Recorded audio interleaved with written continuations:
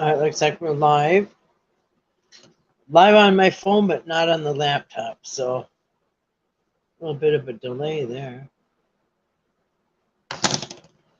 Okay, now we're live on the laptop. All right, so welcome everybody. Hope y'all had a wonderful day, a wonderful Monday, or whatever day you're watching this on. I hope you had a great day. I'm trying to put this in the holder without doing something, disconnecting something. All right, we're live on this Monday night, August 21st. 2023. It is now 9:40 p.m. Central Time. I may have to turn that fan off because it's actually getting kind of chilly in here. Nights been getting cooler, that's for sure. Days are cooler. I think we're in the 70s today. It was so nice. Really been nice. So I think I will turn that fan off real quick. It might be kind of noisy anyway. Yeah. Oh, but Gail likes the fan. Gail likes the fan. Just turn it off for a little bit. I'll turn it on later. All right. Well, it's a lot quieter. Well, hey, Crazy, how you doing tonight? Crazy ketovore? Are you into the keto diet?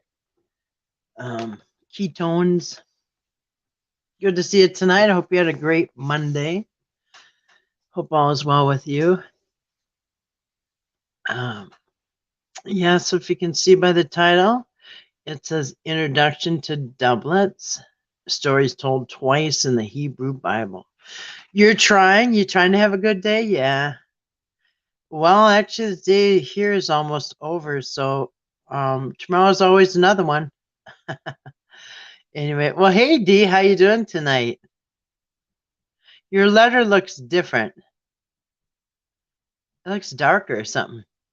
Hi, Kathy. Went over to see Laura's place. It's so nice. She's going to call a friend tomorrow to see if he can move my things there on Wednesday. Wow, how exciting. Oh, JP from Tennessee. Well, good to see you tonight. Thanks for coming in. Always good to see you. Tennessee is beautiful.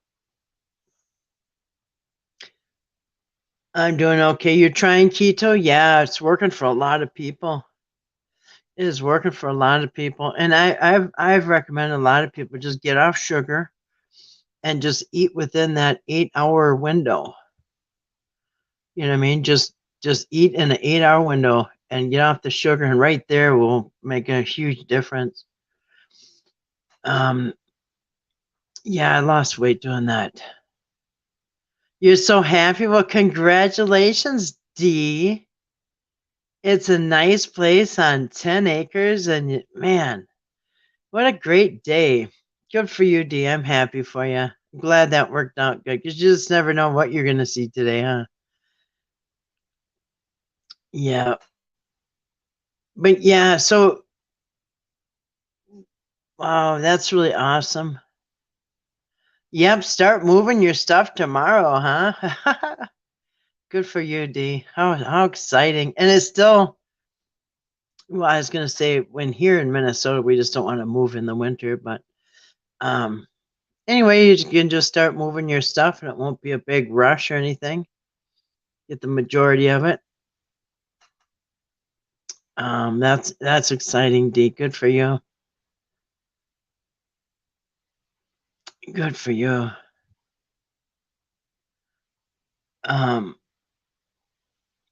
Yeah, there's some good people doing the keto instruction kind of channels or whatever. That Dr. Berg, I think Berg. Can't remember. He's got a lot of good keto videos. But I would say if anybody wants to just start trying to change your diet and lifestyle, yeah, just eat in an 8-hour window. Only eat in that 8 hours and cut out all the sugar, and your life will change. It's life changing. I've finally had a couple friends that tried it, and it is life changing for them too. But yeah, and you got to read everything. Read everything. I just cooked everything from scratch at my house right now. I mean, as far as as you can. I did.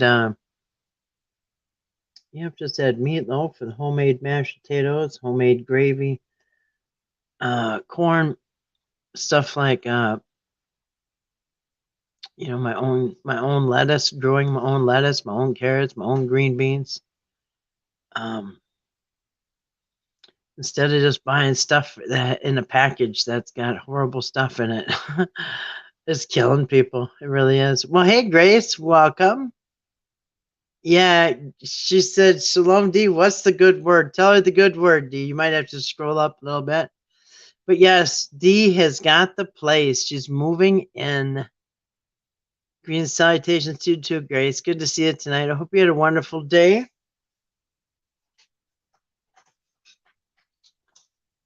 I hope all is well. Yep, D has some good news. She is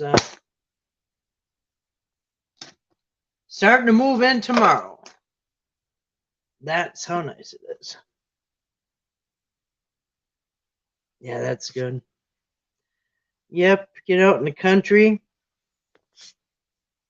D, I will bet, like I said, I bet she's on well water. You know what I mean? She's probably not hooked up to city water, and that's a huge plus, man. Just get off that city water. Ugh, stuff's poison toxic. And you don't have to buy it, distilled water, bottled water, and all that. Get off that fluoride and all that other nasty stuff they put in there. Yes, Grace is awesome. Congrats, D. I'm so happy for you. Yes, we're excited. She's starting to move, maybe even moving tomorrow. She can start moving, and that's not 5 miles. Is not very far to move. Looks like I will move into Laura's place on Wednesday. Wow. Yeah. Oh yeah, tomorrow's only Tuesday. Yeah.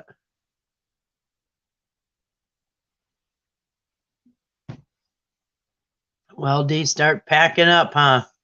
Get some boxes from a liquor store or somewhere. Grocery stores. I don't know, any kind of retail store you could probably get boxes.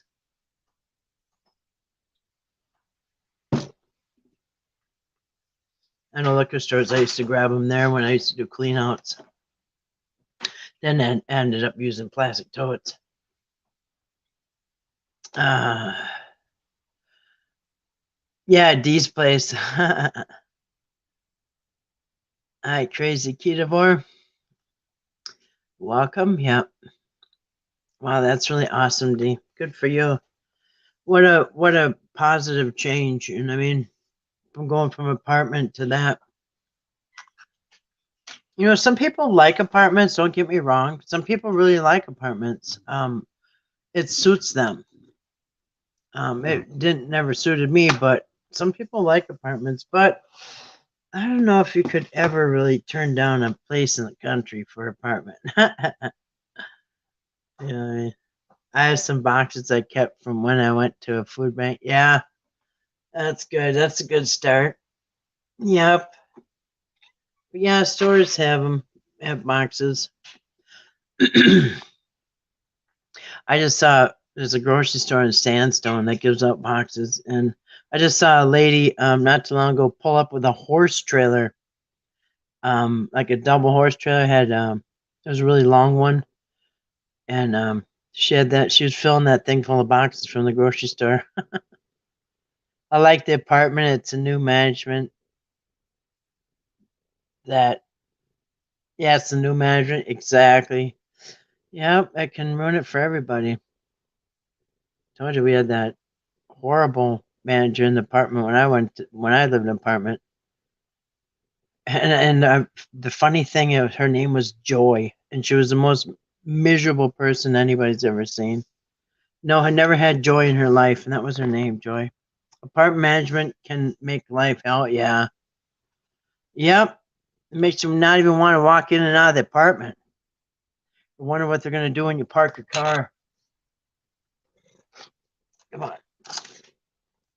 Yeah, I just hated apartment life. Yeah.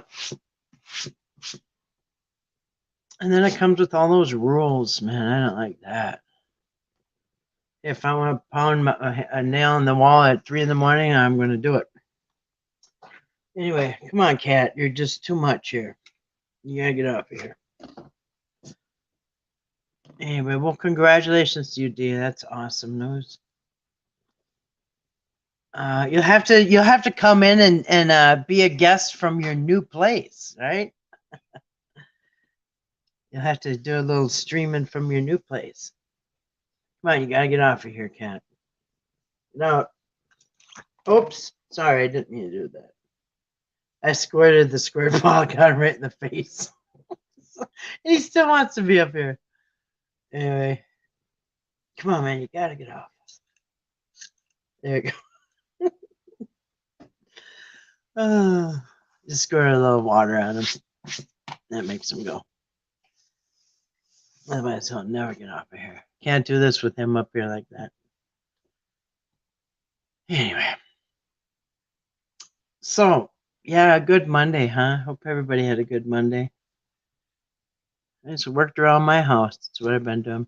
I got my earbuds in. Gonna set the phone down. Just all right. Well, we're glad to have you here, Crazy Keto Bar. We're glad to have you with us tonight. Thanks for coming in. All right. So, tonight is an introduction to doublets. There's stories told twice in the Hebrew Bible. Well, and actually, there's also triplets. There's some where there's stories told 3 times. There's a few of them. I can think of one right now. But there's several of them. The one where Abraham and Sarah, he had to say that Sarah was his sister. So the I forgot who it was. The king or whatever didn't want to take her, and that story told 3 times.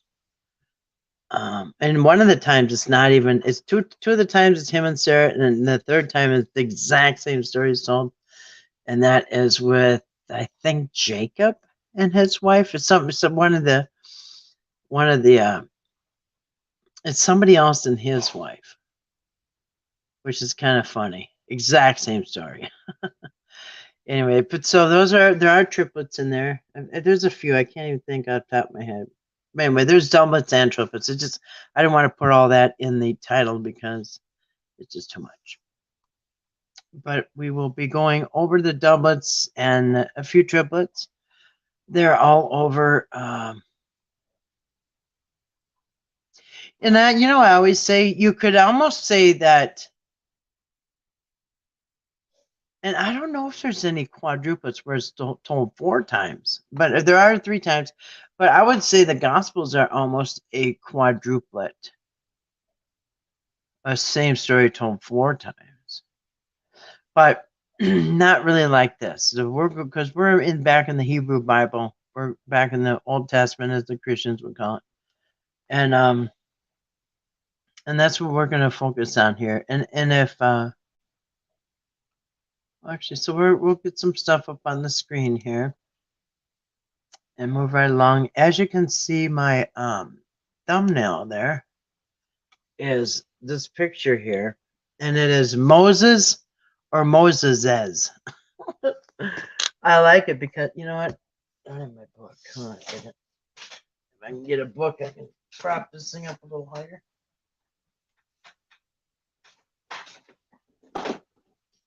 All right, I'll get this up a little higher so you can see it. Moses or Moses's. This says one case where four-part harmony doesn't work.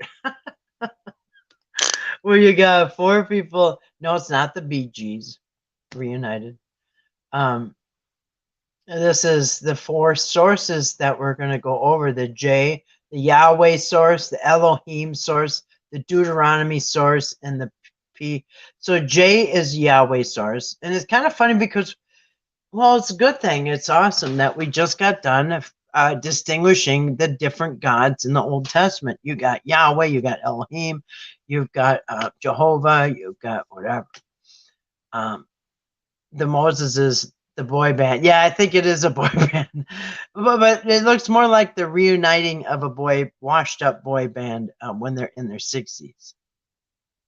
But either way, yes, it is a washed up boy band called the Moseses. They were last seen in the 70s driving a.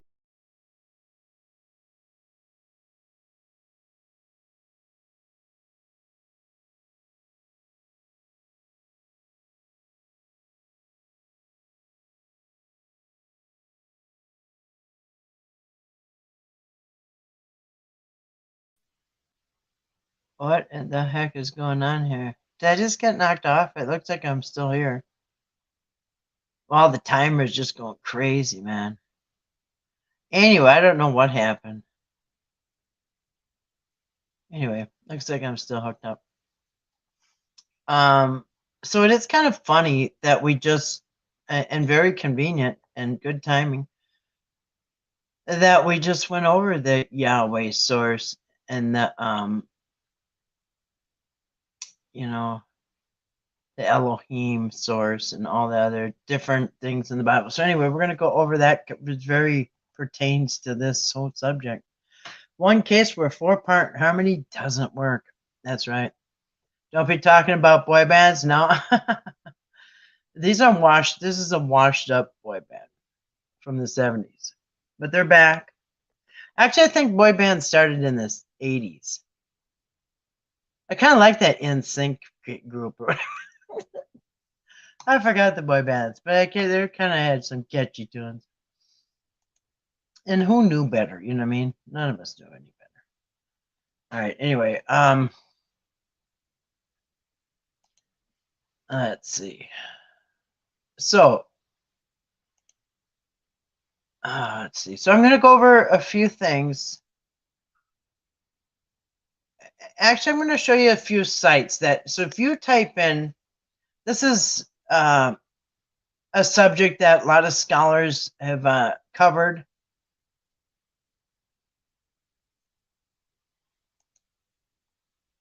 And there is a thing called the documentary hypothesis, where they have basically just dissected it all into different sources in the Old Testament. Genesis, Exodus, Leviticus, Numbers, Deuteronomy. So if you can see that this chart is color coded. The J source, the Yahweh source, the Elohim source is, so that the J source is the red. So you can see the influence that the J source has on different books. And we're just talking about the first 5 books of Moses. Well, can't even say it's of Moses, but what is it? The Torah. Genesis, Exodus, Numbers, Leviticus, and Deuteronomy. So anyway, so you got the J, the Yahweh source, which is the red. The E, the Elohim source, because remember we went through the different gods of Is, Ra, El, Isis, Ra, and Elohim, which makes up Israel, and where that came from. So then the green is the Elohim source, or I would say influence, and so on and so forth. The blue is the priestly source influence, and of course Leviticus. It's all Leviticus with a sliver of a couple other things, and they influence Numbers and Exodus. And then the R source is what is that, redacted source? I can't remember. Not much of that. The yellow, and then the D is a Deuteronomy source. So we'll kind of just go over that too. So as you can see, it's all Deuteronomy, obviously, and a little bit of Numbers influence there, and you got a little bit up in Genesis too. So if this is not like making sense or confusing, don't worry. It was kind of a little bit confusing the first time I saw it. So we'll just keep going. You'll see what we're talking about here. So we've gone over these doublets before, and there's multiple sites that you can look this up on. My favorite site about the doublets is this Bible Brisket here. So you guys can see it. Bible brisket. And actually, I'm going to put a link to this in the chat. Copy. So here is a link to the Bible brisket, the site that we're on right now. I'll show you a few other sites. So this is Bible brisket. This is the site I like the best. That's Bible brisket. I'll blow it up a little bit bigger. There's also here's something from Biblical Sausage. How sausage is made. Biblical sausage. Anyway, this is a list of doublets in the Hebrew Bible. That's actually a very good, you know what? That's a very good analogy. Biblical sausage, because really the Bible is like a sausage. It's made of like different stuff, you know what I mean? And stuff you don't want to know. A list of doublets in the Hebrew Bible. This is actually, it's an introduction here, and then you click there where it says click here, and that just brings you to the Bible brisket. So you can get there either way. You can get there from Biblical Sausage, and then this is kind of like a little introduction, and that brings you there too. So the same Bible brisket. So of the admittedly small amount of stuff I've read on the questions surrounding the documentary hypothesis, Friedman's little book is addressed in clear terms to a general audience, and it lays out in a good summary form of various arguments for a roughly traditional understanding of the documentary hypothesis. One of these arguments is the doublets. And what they're saying is what they're arguing is that the fact that there's multiple sources to the Old Testament. You can't say Moses wrote all these books. I mean, they're obviously from different places, worshiping different gods. And Moses doesn't write about where he died or where he, whatever. He doesn't, and what happened long after he died, he can't, he couldn't have wrote all that. So anyway, obviously, I know they call it the 5 books of Moses, but it obviously isn't. And, but anyway, so this is the documentary hypothesis is a study that actually takes it apart. Who are these sources? And like I said, really cool thing is we just got done going through who are the different gods in the Old Testament. Well, these are the same gods that we just went over in the Old Testament. And oddly enough, not oddly enough, very very predictably, or I guess it would make perfect sense that in the Hebrew Bible, you've got different sources from these different places. You've got J, the Yahweh source, E, the Elohim source, the Elohim, Yahweh, Elohim, D, the Deuteronomy source, P, the priestly source. And anyway, so that we just saw that color-coded thing. You can see in different books. Obviously, Deuteronomy is all over the book of Deuteronomy source. Or vice versa, I should say, and then the priestly source. So anyway, so this is a list, and this is a list of, this is a kind of extensive list of 31. So you've got 31 doublets, and we're just going to go over this. So these are, I don't know if we're going to go through all of these. I'm going to read them off tonight because this is an introduction. But starting like right away in Genesis, you've got the creation story with two different stories of creation. You got two completely different stories. You got one from the priestly source and one from the Yahweh source, and one makes sense and one doesn't. So and as you go through these, I just learned something tonight. So as you go through these, there's kind of like I just did. With this very first one here, you can almost, like, if there's got to be one true or the other one true, because they can't, most of the time they both can't be true. Like Moses' father-in-law is Raul, or is it what's his Anyway, he's got two different names. So anyway, now sometimes it can. Sometimes somebody would say, "Well, his name what was Moses' father-in-law's name? Started with a J." Anyway, somebody would argue, well, it was called that, and then later it was called that. So in that case, it would both be true. But there's some things that cannot be both be true, like starting out with number one here.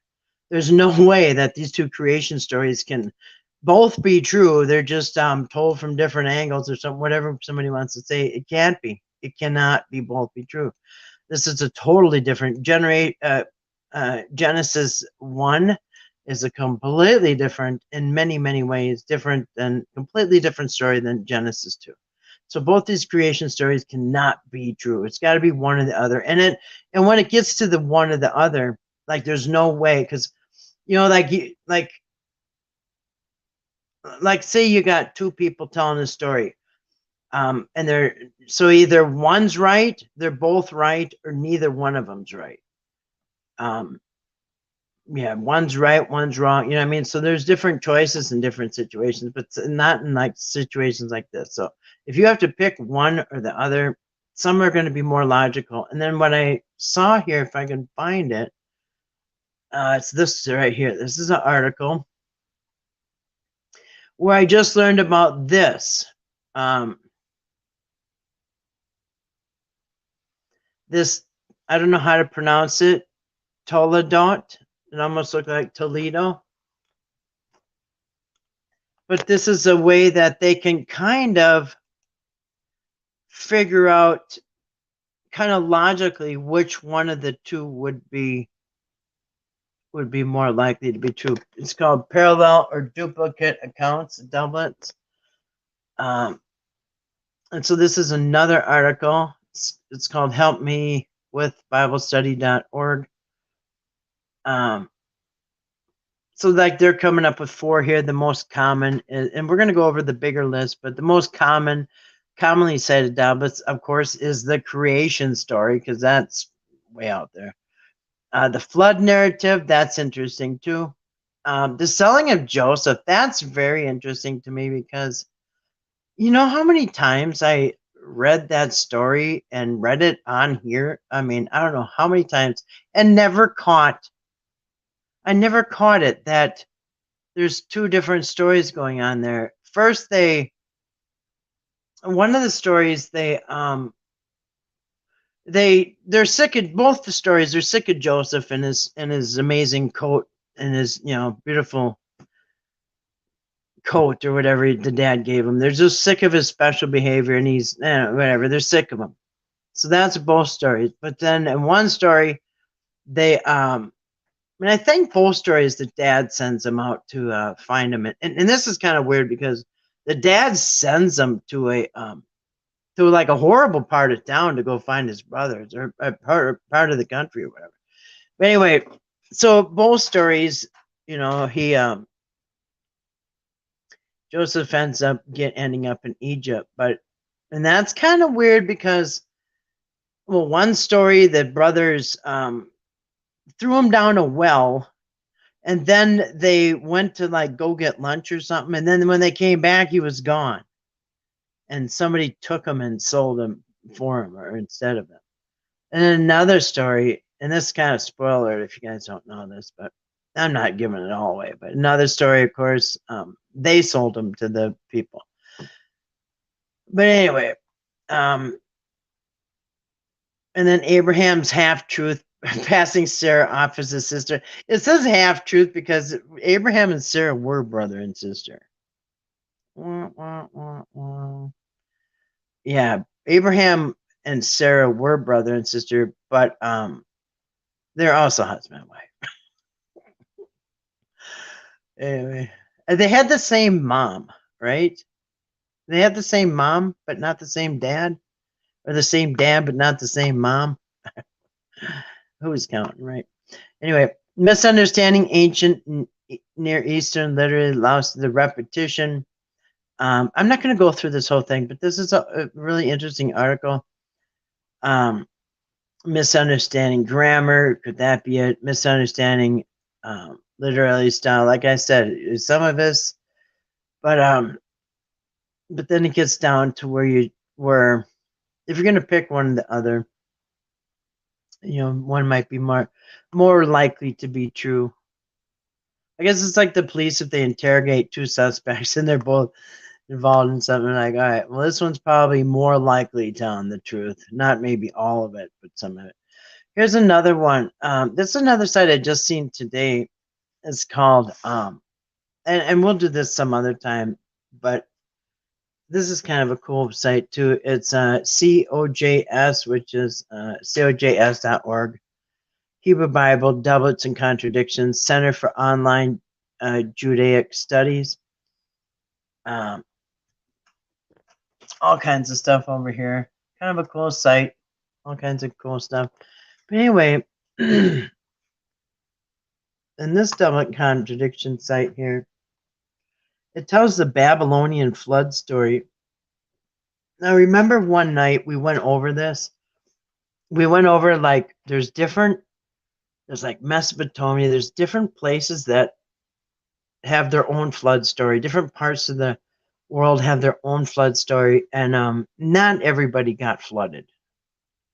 That is a myth. Absolutely. I know in the Bible, it's I think in Genesis or whatever. I think it's in Genesis where it is where it says like God made the water come up 20 feet, what 20 feet or something past the highest mountain or something like that.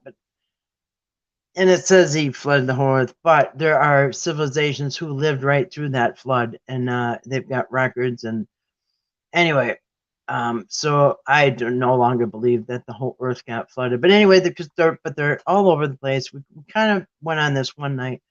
Different places, different civilizations, different countries had their own flood story, and then a lot of people, if you look at the map of the Middle East, there where the Mediterranean Sea is and stuff, and there's all these waterways, and oh,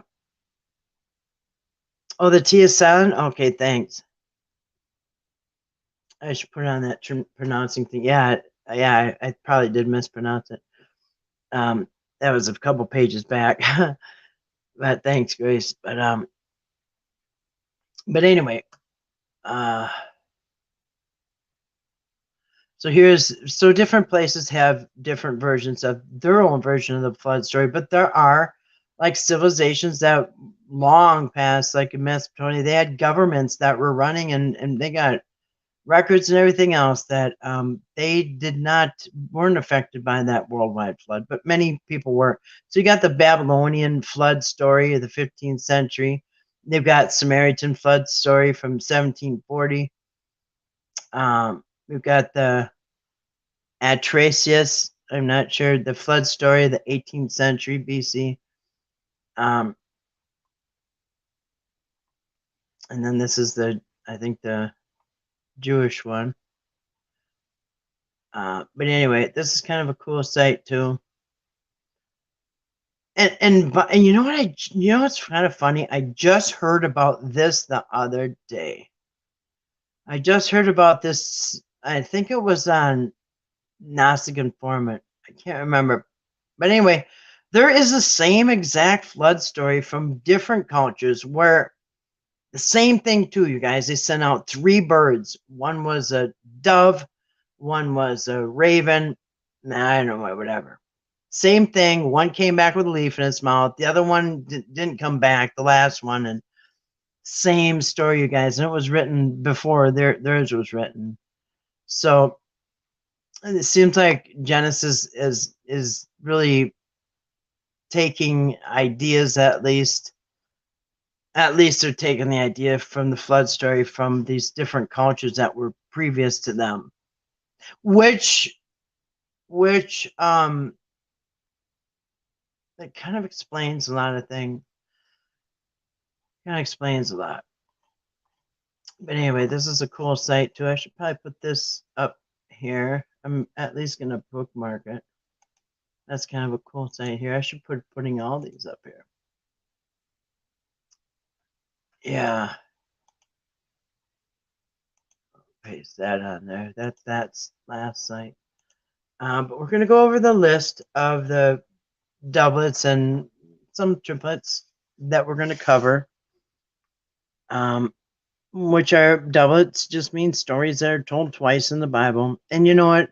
It's so interesting that you can read these stories so many times over and over and over and never really never catch that there's two stories going on that are completely different. Until like I didn't until I started studying this.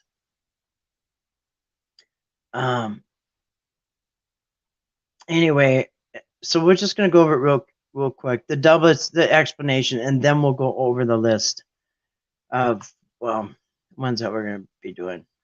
The doublets in the Pentateuch.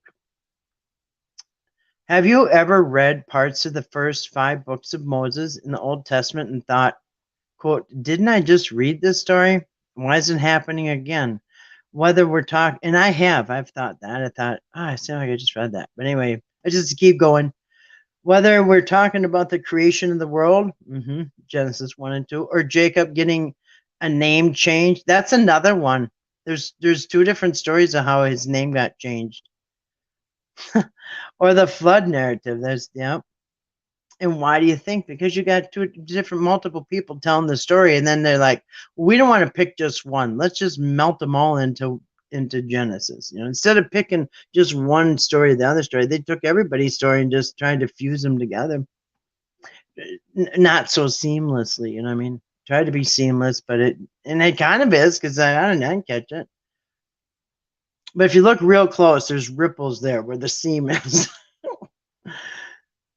It's like flooring. Once somebody points it out where the 2 things come together, you think, oh yeah, and now you see it every time. There certainly seem to be several repeats throughout the text. These repeats are sometimes called doublets. What is a doublet? For the purpose of this discussion, I'll say that a doublet is an occurrence in the Old Testament where a story is told at least 2 different times. For example, we have 2 creation stories in the very beginning in the text of Genesis. Scholars have found over 30 doublets in the Pentateuch alone. And so, as we went over before, the sources, they're color-coded here. All right. The most compelling answer to this question comes to the root of the authorship. Who wrote these different books? You can tell there's different authors, but who are the different authors? So they had to figure that out. It is my contention that the Old Testament is a document that was composed over centuries, even by different authors with different agendas, to be later reworked and edited by scribes. And remember, is it Jeremiah? I can't remember, but in the book of Jeremiah, even Jeremiah warns, beware of the lying pen of the scribes, because the scribes were changing stuff. Why? For their own agenda, for profit or power, control, whatever. Suit their own needs. Today, this is called the documentary hypothesis. The documentary hypothesis supports the view that these authors can be categorized as the following. These are the sources that we're going to be seeing in these doublets as we go over them. There's a J source. We're going to see the E source, the P, the D, and the R. All right, so when we see the J source, okay, so these are the sources that we're going to be seeing in the upcoming, I don't know, next 2 weeks. Every night we're going to be seeing the P, the J, the E, and the R, and the D, the Deuteronomy source, which that one's obvious. Okay, so the J, the Yahweh source. This author uses and allows humans to use the name of the God Yahweh, or Yahweh in German, Jehovah in most Latter-day Saint literature. So that is both Yahweh and Jehovah. Kind of easy to remember that because you got Yahweh and Jehovah. Appears to be composed by a southern author who represents the tribe of Judah, a southern tribe, in a more favorable light. God is typically called Yahweh and is presented as an anthropomorphic,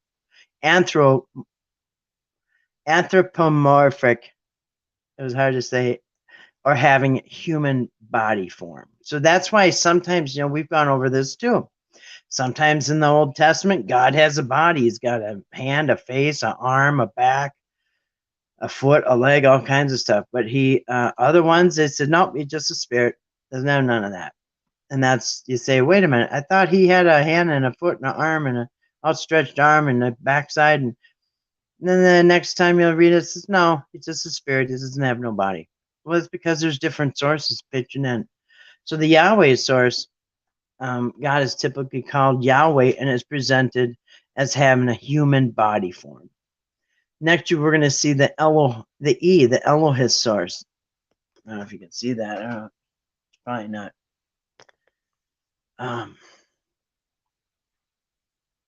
I can actually, I'll put the link to this one up too if you guys want to see it for yourself. Let me make it get a little bit bigger. There you go. Sometimes I'll run off the page if I blow it up. Sometimes it does, sometimes it doesn't. All right. Elohist source. This author uses the name Elohim for God. Now, we just went over all this. The different gods in the Old Testament. They call it, it's not just they're not just calling the different gods names. These are different gods. Yahweh is a god, and Jehovah. Elohim is a god. Anyway, this author uses the name Elohim for God as well as El, the El, as in Israel, and holds back in having humans calling God Yahweh until Exodus 3. So he's Elohim at first, and then he's in Exodus, he is Yahweh. This is the first time where God represents his name as Yahweh in the Elohist narrative. This author presents the northern tribes of Israel in a more favorable light. God is also presented as anthropomorphic in God revealing himself to the prophets in dreams, so that you can see they're different people worshiping. Well, it's the same people, but they're worshiping different gods. I mean, and sometimes back early Israelites, what we just found out, we just studied, is that they had different gods. They had different gods, and eventually they just fused them into one God. And so you have that kind of a god, that kind of a god, and then you have the priestly source. So anyway, and I just want to mention too, this is probably written by the southern tribes, the tribe of Judah, the southern tribes. And then, they split, and then there was the northern tribes. And do you notice that the southern tribe people, have themselves in a good light, and the northern tribe people have themselves in a good light? Go figure.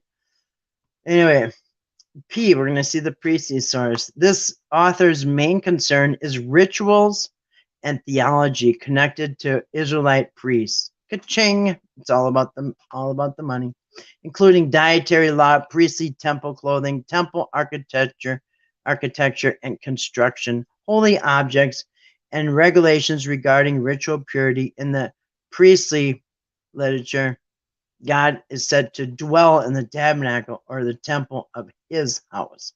So this is where it gets all formal with the, we've all read that, I don't know how many times on here, with the ephod and all the things on their chest and all that stuff. And well, in the end, where did it get them?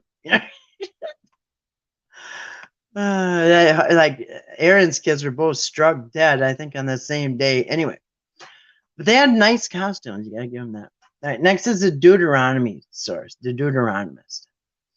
D takes up most of the book of Deuteronomy, and we saw that on that chart thing. And indeed, God appears much less human than he appears in the other three sources. In this regard, D approaches the theological standard for Judaism and most traditional forms of Christianity today. So that this Deuteronomy source, you know what Deuteronomy is. The book of Joshua picks up where Deuteronomy leaves off, suggesting that it was composed by the same author or scribal school. In scholarship today, the Deuteronomy is held responsible for writing the Deuteronomist history and the historical books of Joshua, Judges, 1st and 2nd Samuel, 1st and 2nd Kings.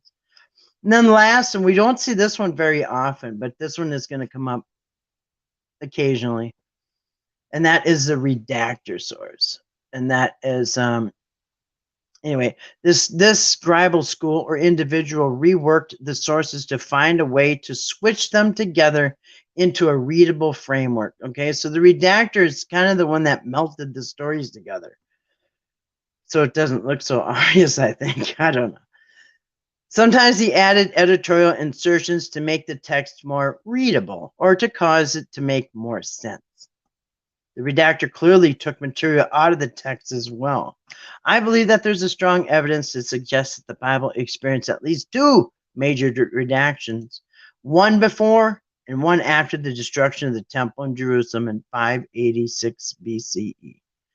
I will write a paper to defend this idea in the future, says the author. So here is doublets in the book of Genesis alone. He's got 18. Doublets in Numbers and Exodus.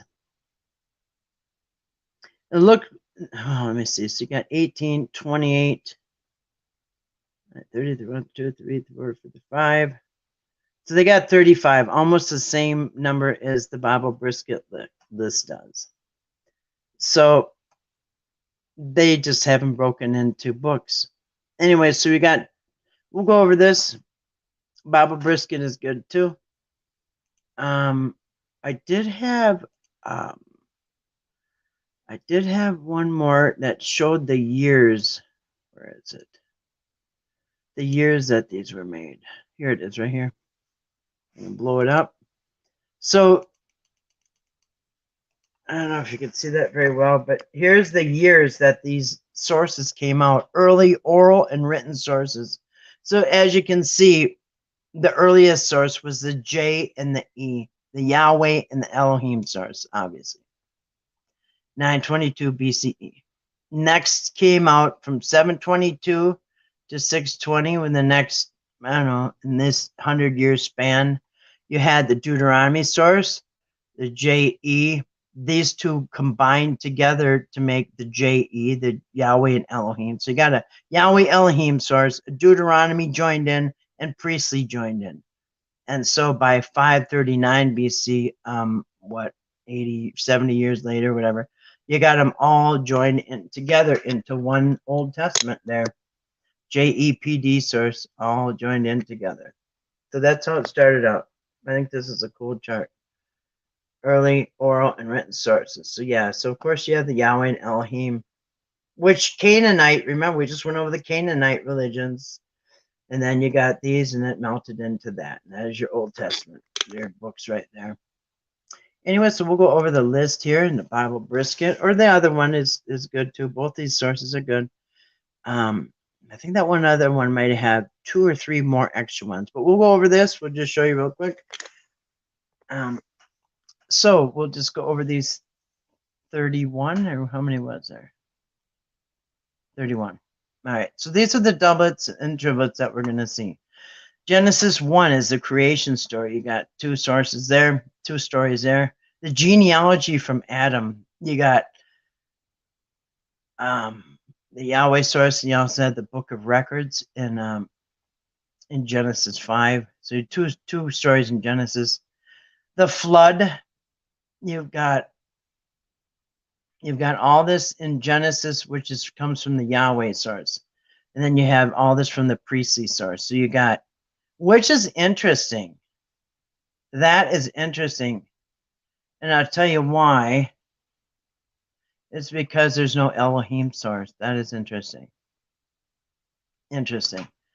Anyway, genealogy from Shem. Remember, that is Noah's 3 sons was Ham, Shem, and Japheth. The genealogy from Shem. So you got Genesis, you got J and P source, and then one from the Book of Records. You got Abraham's migration. You got 2 different stories there. One in Genesis. Wait, you got one in Genesis from the Yahweh source, one from the priestly source. 2 different stories of Abraham's migration. And this makes sense because, in my opinion, I think they're just trying to explain to everybody how all these people are coming out of Egypt. How did all these people, how come How come everybody, even before, okay, think of this. Okay, so they can say all the Israelites came out of Egypt because, they were all down there captured for 400 years and slaves and all that. That explains that, right? But how did the people before that come out of Egypt? Good question. So you got to figure out how did Abraham and Moses and Joseph and how are all these people coming out of there? So they got to come up with stories about that too. Anyway, so somehow everybody seems to come out of there, but nobody's from there. Anyway, so you got the flood story. You got genealogy and and then this is the one I just mentioned. Abraham wife / sister. And so to be fair, Abraham and Sarah were brother and sister and wife. So he wasn't totally lying. He was maybe lying by omission. And this is interesting. This is a triplet. You know what's really interesting about this triplet? I don't want to give too much of this away. But you've got two stories coming from the Yahweh source, Genesis 12 and Genesis 26. Same thing. They go into the town. Somebody wants Sarah's hot, even though she's 100 years old.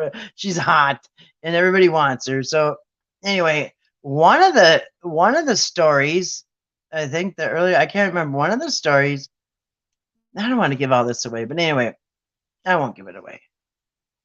It's very interesting because when there's two sources like Yahweh source, like why did they have to rewrite it? Well, this one's got a kind of a interesting twist to it. Why they probably had to rewrite it, because the first one, Sarah and him aren't looking too good, so they kind of rewrote it for the second one. Anyway, so but you got two Yahweh stories, and then you got the Elohim story. And one of them isn't even. One of them is actually not.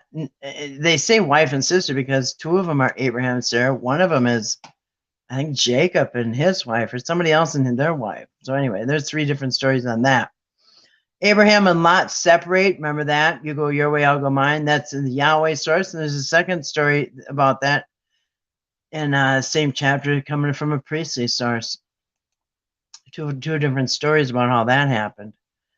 The Abrahamic covenant, remember that? So in Genesis 15, you've got, this is interesting. And then you have to tell yourself, because you've got the Genesis 15, you've got the Abrahamic covenant. You've got the Yahweh source, you got the Elohim source, and you got the redacted where they try to, melt it all together. And then you have, mosquito or something here. Then you have another one, 2 chapters later, the Abrahamic covenant story with the priestly source. Really?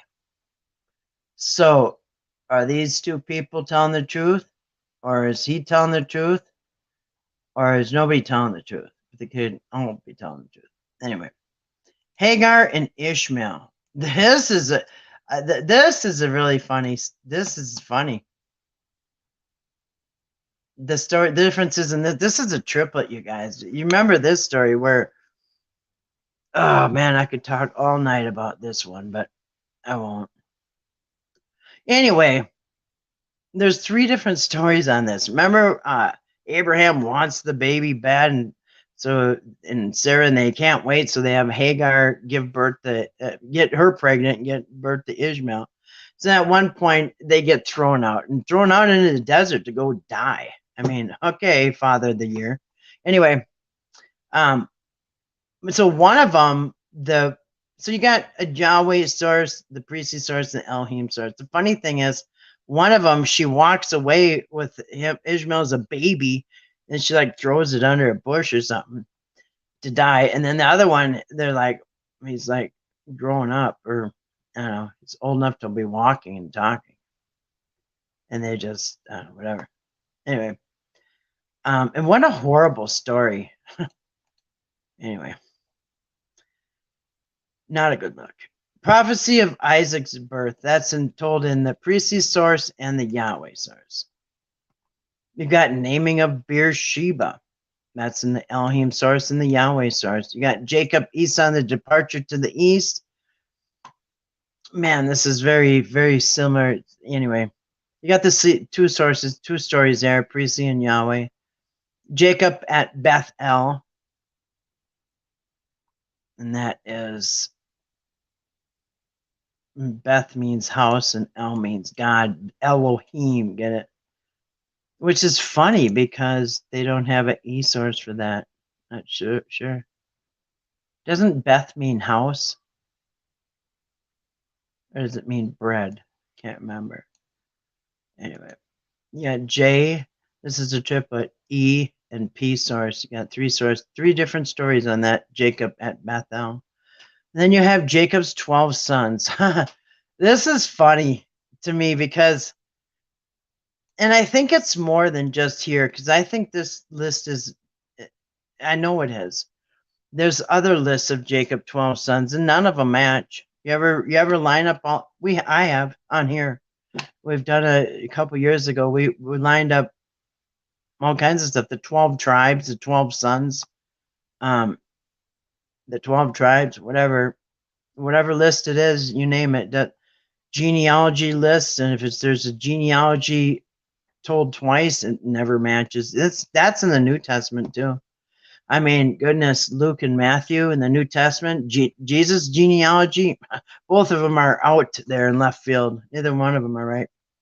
Anyway, Jacob's name. What? Yeah, I could keep going on that, but I'm not gonna. Jacob's name changed to Israel. Remember that? Two different stories: Elohim and a priestly source. Joseph sold to Egypt. Like I said, two different stories. Elohim and a Yahweh source. You have Yahweh commissions Moses. Remember the commission of Moses? That's a triplet. Three different versions of that story. You got Yahweh source, the Elohim source, and a priestly source. Three different stories about the commission of Moses. That's interesting. I mean, it's something so important. I mean, even think of it. And yeah, it's on here. I was just going to say in the 10 Commandments too, just like that, 10 Commandments, something so important, but somehow there's three different stories about it. Anyway, you have Moses, Pharaoh, and the plagues. That's interesting. You have the Elohim source and a priestly source about that story. Well, I could have a lot to say about that too. Anyway, the Passover. And when we go through these, I will say a lot about it. The Passover. That is interesting too. You got, I have hiccups. Priestly source and Elohim source. You have the Red Sea. I think this is referring to the parting of the Red Sea. Yahweh source and priestly source. You have manna and quail in the wilderness. Oh yeah. The priestly says two stories about that. Remember that story? And what's weird to me, it's funny because I was just thinking about this story today. Remember the manna and the quail in the wilderness? And one of them, the one in Numbers, as they're chewing on the meat, God strikes them dead when they're chewing on it. Well, anyway, I think it's, oops. Uh-oh. Went to reach for something. Where'd it go? Oh, here it is.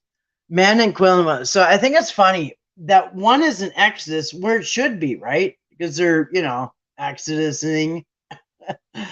And that's a priestly source. But then they got one in the book of Numbers.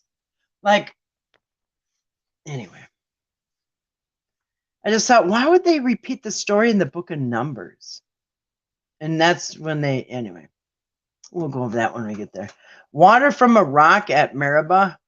And these are also interesting to me. The differences are very fascinating to me because each one of these, like, anyway, we'll go over there when we get there. But anyway, Elohim and priestly got two stories about the water coming from the rock at Meribah, remember?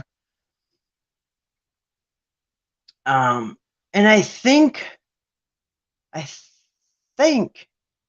well, some of these are different locations and stuff like that. This one right here, Theophany at Sinai Horeb. I was just going to say, sometimes something happens at Mount Sinai, but then other times they say something else. Somebody said, well, that's a different name for it. No, sometimes they're two different mountains. They're talking about two completely different mountains. Anyway, Theophany at Sinai Horeb is a triplet. three different versions of that story: priestly, Elohim, and a Yahweh story. You got the Ten Commandments. That I think is funny. We've gone over this a lot. The redacted. And what's funny, and this is funny, because you have one, and this is interesting. That the one in Exodus that everybody knows, the Ten Commandments. I mean, unless you're Catholic, because they took out the statue one and they split the 10th, the covenanting one. So that's a Catholic. But other than that, everybody knows the 10 Commandments in Exodus 20, right? That's the ones on the tablets that came down from Mount Sinai with Moses and all that. But that's actually redacted. That one is actually, because this is a triplet. There's three different times, and we've gone over this a couple times over the years. There's three different versions of the 10 Commandments. Now, the story that we all know is Moses coming from the 10 Commandments down from the mountain. And that's in Exodus 20 and 34. But there's also, that's 20 is a redacted. Exodus and 34 is a Yahweh source, and then there's a Deuteronomy. A third story of the 10 Commandments is here, and I mean the other ones have like don't boil the kid in the mother's milk. Right here. In fact, here it is right here. Kid in the mother's milk. And look. Here it is right here. Right in the smack in the middle. So you have Exodus 23. That's the one Exodus 23, which is past the 10 Commandments, 2 chapters past the 10 Commandments, Exodus 20.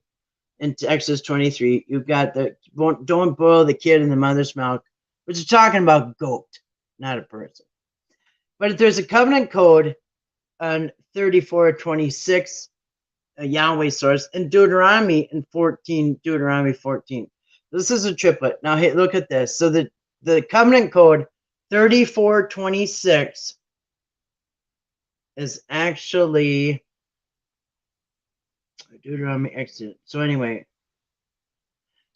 all three of these kids in the mother milk, none of these are in the original tank, or not. I don't even want to say original. In the Moses coming from the mountain 10 Commandments. Anyway, and here forbidden animals, that is in Leviticus 11. This is what most people know. It's called the Levitican diet, whatever, the clean and the unclean animals. And that's the priestly source, Leviticus 11. Most people know that one.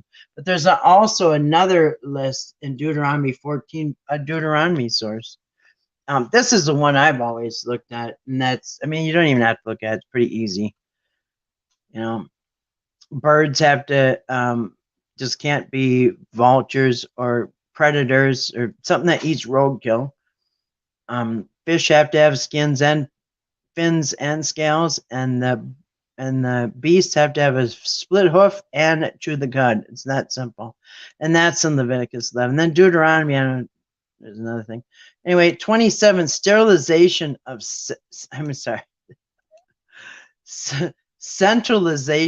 sacrifice. That's 3 different versions of this story. Leviticus 17, Deuteronomy 12. I'm sorry, that's a doublet. The holidays were the triplet.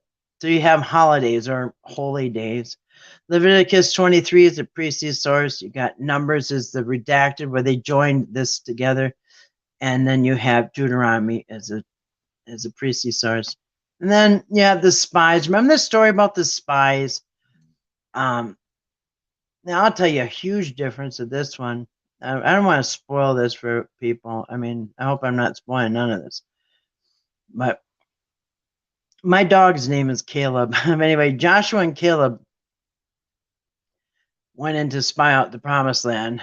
And it's funny, I'm not sure if they're going to cover it in this one, but there's 2 stories to that. The spies, Joshua and Caleb, and the spies, was there 12 of them or whatever that went in?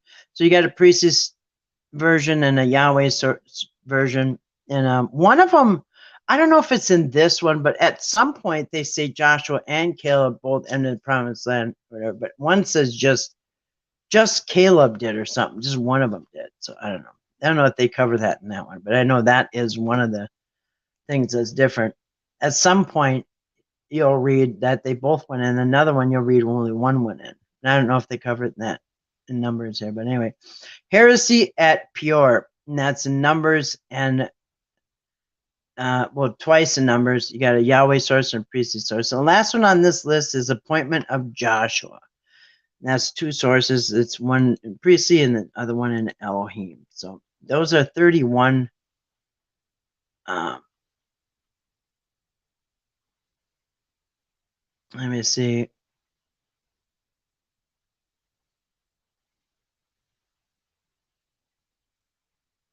Anyway, so as you can see, and so when you break these up, you can see that like these are different people's stories, and they seem to be worshiping a different God. And you could just see by the, 1 minute God demands all these sacrifice from the Levites are telling you that. Of course, the Levites are getting rich from that, but anyway, they're telling you that, and then the next day, you read that God doesn't desire any sacrifice; He just wants repentance and all that. So it's just like, no, just you probably have seen the contrast. Like, wow, that seems like a different God, and now this God's jealous and angry and wrathful, and the next God is nice and he'd never hurt anybody. And then one God will tell you don't ever kill anybody, and then the next day he tells you go in and kill them all, man, woman, child, everybody, kill them, everybody.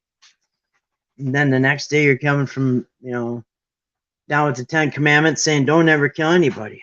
And think, wait a minute, this doesn't seem very consistent. But anyway, so if you realize that these are different sources, different people, different gods, and they're all redacting and melting into what you have is Ra-El. We've been going over quite a bit. Isis, Ra. I mean, that's why Israel is Ra and El, is because they're, I think at some point they decided, it says right here, I'll show you real quick. Might not be able to see it too good. A visual of the compound term is Ra-El, meaning the land of the gods Isis, Ra, and El, compounded together as one tripartite god, is Ra-El. The fire god of was Abram. That was that first city on the Mesopotamia map over there, or whatever over there, that old map we saw. The Hebrew word Ab means father, like Abba, and Ram, the head sign of the zodiac, means most high. That's why people say the most high. Ram is Ra-El. And they are names for Saturn. Yes, Saturn worship, the cube, all of it. Anyway. Yeah. Well, thank you, Grace. It was a really good review. Yeah, thank you. I figured we'd go over the review tonight and then start in tomorrow. Now that people kind of, I just want people to know when we're talking about these different sources who we're talking about. It would be so interesting to find out who came up with the name. Yeah. Yeah, who, right? See, we're missing that piece. Like what happened from when they're melting them together to when because when he changed Jacob's name to Israel, you know what I mean? When he changed his name to Israel with no explanation, here's your explanation. They had fused the gods together. There's two different stories of how he's got his name, but neither one of them tell you what does Israel mean? Why would you name that? And it's fun. It's really funny even is because the whole rest of the Bible, every time God names something, he tells you why. Oh, they put a rock there and he slept on it for a pillow, and then they called it that, and the place of the rock. And then here's this one, and it's called the place of this, and the place of bread, and the place of this. And they always told you why something was changed. Just like in the New Testament, when when same thing, you guys, in the New Testament, same game. In the New Testament, Jesus changes Cephas's name into Petra, the rock, or whatever, because its name's the rock. Okay, he tells you why he just changed your name. We're going to change your name from this to that. Why? Because it means the rock, and it's the rock, the church, and all that. And then later, Saul all of a sudden turns into Paul with no explanation. Same thing. Like, wait a minute, why don't you tell us why your name just changed from Saul to Paul? No explanation. And when there's no explanation, when they've gone out of their way to explain everything else, and now all of a sudden there's no explanation why a name has changed, that's where you got to say, whoa, why did they just change it? Normally you tell us why, and this time you're not telling us why. That's what I kept gathering. I have even heard Twistiana go as far as to say that the rock was soft enough to be a pillow. No, it wasn't. You ever had to lay your head on something out in the woods or something? Camping or at the beach or at the lake or whatever? Yeah, sometimes you can grab a rock and put your head on it. Better than nothing. Better than your neck all being bent up. Anyway, no, I don't think the rock was soft. I haven't never met a soft rock. I don't know. I don't think there is such a thing. Anyway, and here is land of Israel. Israel. Canaanite god, sun god, mixture. Lava rock? No, you wouldn't want to lay on that. It'd cut your face up, man. Lava rocks are sharp. Yeah, I've never seen one either. Sometimes people like to just make up stuff. Anyway, it was one of them soft rocks. Yeah. Anyway, all right, guys, so I'll wrap it up and say good night, and wish you all well. Thank you for coming in, friends, and hope you all have an awesome Tuesday tomorrow.